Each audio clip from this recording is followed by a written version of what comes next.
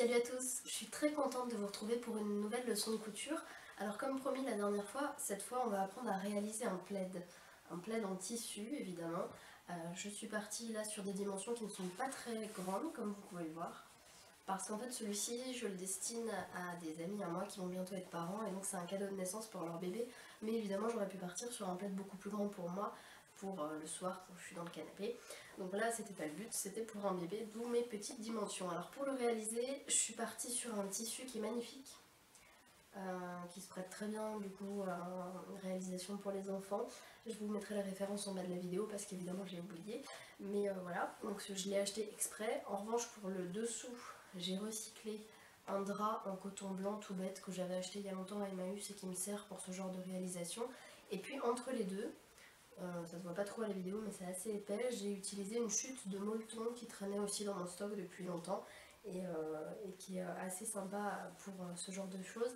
Mais j'en ai fait aussi un second et pour celui-ci j'ai tout simplement recyclé une couverture polaire que j'avais à la maison dont je ne me servais plus pour le mettre justement à l'intérieur. C'est un peu moins épais mais ça se prête très bien aussi à l'exercice. Après on peut aussi doubler l'intérieur avec une couverture polaire qu'on plie en deux.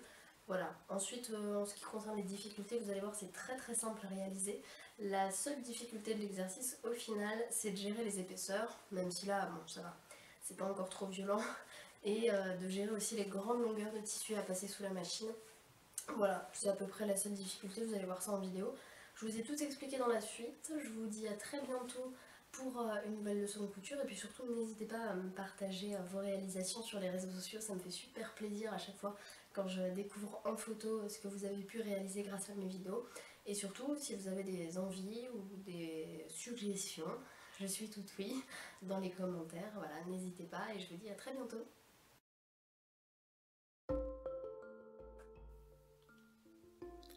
Pour réaliser ce tutoriel, il va nous falloir 2 morceaux de coton aux mêmes dimensions. Ici, je suis partie sur du 90 par 100 cm. Il va nous falloir aussi du molleton, assez épais dans mon cas, qui fera exactement les mêmes dimensions. On aura besoin de ciseaux, d'un stylo qui s'efface à la chaleur, d'une règle ou d'un mètre ruban, d'épingles, et moi j'aime bien utiliser aussi des petites pinces pour ce genre de travaux.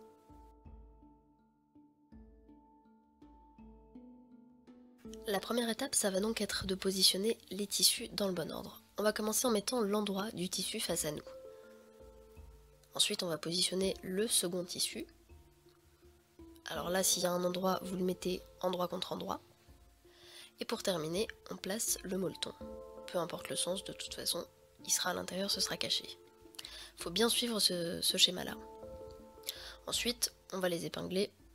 Tout d'abord sur une première longueur, ce sera déjà bien, en faisant attention à bien faire correspondre les bords.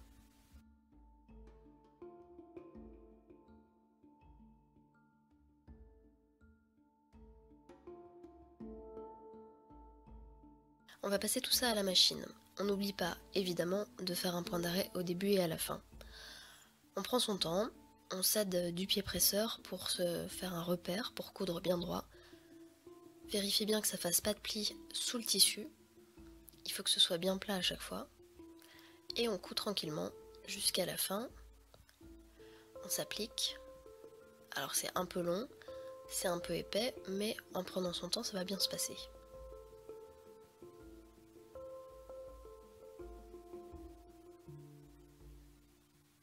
Alors on coud bien jusqu'à la toute fin de la longueur de tissu, jusqu'au bout, en faisant évidemment un point d'arrêt pour terminer la couture. Après avoir fait un câlin à Georges, on attaque les autres côtés. Alors on fait comme ça 3 des côtés, et je vais vous montrer après ce qu'il faudra faire pour le 4e. Mais on va déjà s'attaquer aux 3 côtés principaux.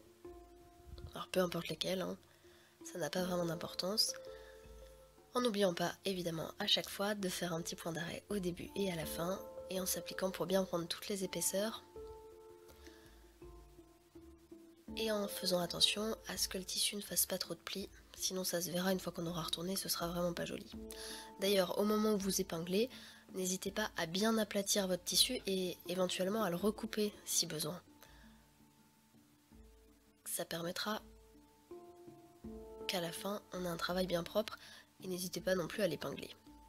Alors en ce qui concerne la dernière longueur, on va coudre en fait en laissant un trou au milieu d'environ 20 cm. Donc on commence en faisant un point d'arrêt au début. On va coudre quasiment jusqu'au 1/3 de la longueur. Donc après c'est à vue de nez, hein, évidemment, on ne va pas vous en vouloir si ça fait pas 1/3 exactement. Et ce qui va être important à ce moment-là, hop, moi j'ai décidé de m'arrêter ici. Ce qui va être important, c'est de bien faire un point d'arrêt. Donc on repart en arrière, et moi dans ces cas-là, j'hésite pas à repasser une seconde fois, parce que quand on va retourner, la couture sera bien solide et ça évitera qu'elle craque. Donc là je m'arrête là. Je coupe le fil et je vais recommencer en fait une vingtaine de centimètres plus loin pour terminer ma couture. Donc pareil, là je vais bien insister sur le point d'arrêt, histoire que ma couture soit bien solide et qu'elle ne craque pas à l'étape d'après.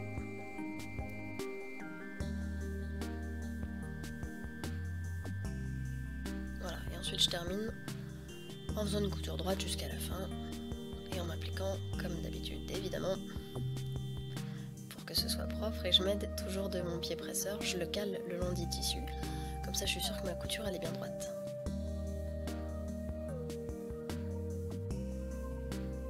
Et évidemment le petit point d'arrêt à la fin, c'est primordial.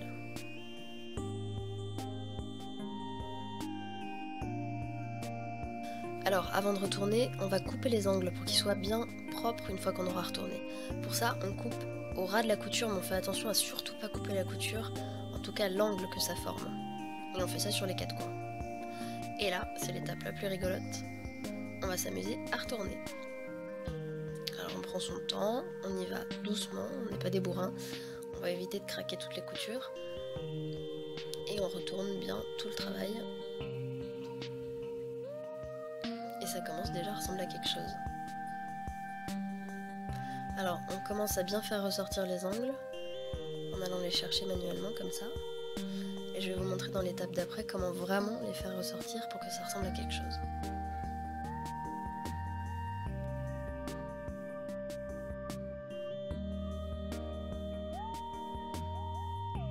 La petite astuce, vous la connaissez peut-être, c'est de prendre un stylo ou une pointe de crayon, peu importe ce que c'est. On l'enfile à l'intérieur et en fait, avec celui-ci, on va venir pousser l'angle. Alors là, on peut y aller parce qu'il y a pas mal d'épaisseur, donc on pousse vraiment bien l'angle pour qu'il ressorte au mieux, au maximum, et là, ça nous fait un joli angle. Et on fait pareil, évidemment, sur les 4 côtés. Comme ça, on est sûr qu'ils ressortent bien. Et ils ressortent bien parce qu'on a pensé à les couper avant.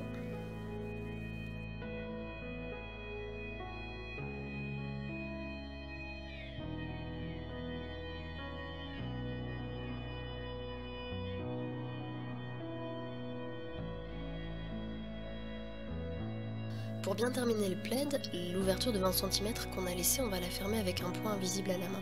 Alors c'est une étape que j'ai pas forcément pu filmer, mais vous allez trouver facilement des tutoriels sur internet. Ensuite, on va venir faire une couture tout le long du plaid à hauteur d'environ 3 cm par rapport au bord du plaid. Donc avant de faire cela, moi je vous conseille de bien épingler pour que le tissu soit bien plat, parce qu'il a tendance évidemment à se plier un petit peu vu qu'il y a beaucoup d'épaisseur. Donc on épingle bien pour s'assurer que le tissu soit bien plat, et après on va venir faire une couture à 3 cm du bord. Alors on s'applique bien notamment au niveau des angles, et s'il y a un peu d'embu, n'hésitez pas à tirer un petit peu et à mettre plein d'épingles pour être sûr qu'à la fin on a un résultat qui soit hyper propre. Les coutures à 3 cm du bord, au final, ça va être des coutures en point droit comme on a fait au tout début. Il n'y a pas de grosse difficulté là-dessus. Évidemment, il faudra toujours commencer par un point d'arrêt et terminer par un point d'arrêt. La seule subtilité, ça va être au niveau des angles, et je vais vous montrer tout de suite comment les faire. Vous allez voir, c'est vraiment simple. Il n'y a pas de grosse difficulté, il faut juste se concentrer un petit peu. Alors, une fois que vous attaquez un angle, c'est assez simple, vous allez voir. On va tout simplement s'arrêter à peu près à 3 cm du bord, histoire de garder la même proportion tout le long du plaid. Et pour être sûr que ce soit bien propre, en fait ce qu'on va faire c'est que quand on arrive à 3 cm, on plante l'aiguille dans le tissu, on lève le pied presseur et on retourne et ça créera un angle droit absolument parfait. Et on poursuit comme ça jusqu'à la fin, on fait ça à chaque angle. Voilà pour ce petit plaid, alors j'espère qu'il vous plaît, n'hésitez pas à me montrer vos réalisations sur les réseaux sociaux et je vous dis à très bientôt pour une nouvelle leçon de couture.